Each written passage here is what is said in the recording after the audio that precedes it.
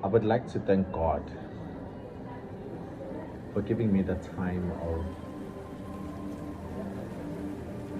trying. He has given me enough attempts to try and be a better person.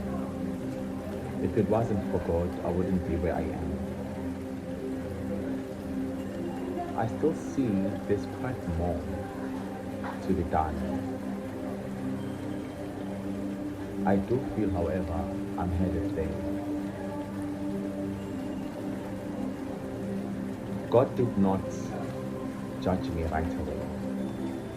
uNkulunkulu unikeza noma ubani ithuba lokuthi amamukele uJesu ukuze ezokwazi ukuthi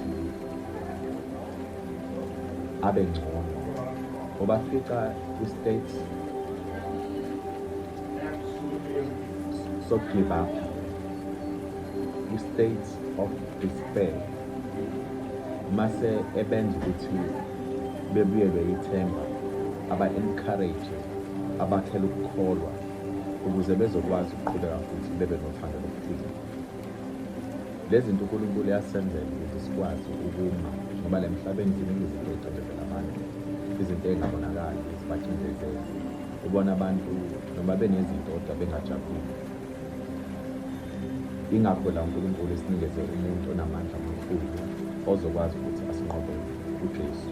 Uma uJesu ukuhluleka ukumamukela usengalapho, akulula ukuthi mawusungale ukwazi ukumamukela, which is why uNkulunkulu umuntu ongenawo uJesu engamamukeli naye, ngoba uJesu uyafuna indlela neqiniso nokuphila okuphakathi. Ngoba uJesu uyazazi ukuthi ungubani. Uma thina singamamukeli leli qiniso leli uNkulunkulu lona alifunayo ukuthi sime kulona, sibe nomoya wayo ukuze ezokwazi ukusizwa uma sikhuleka noma kwenzakalayo.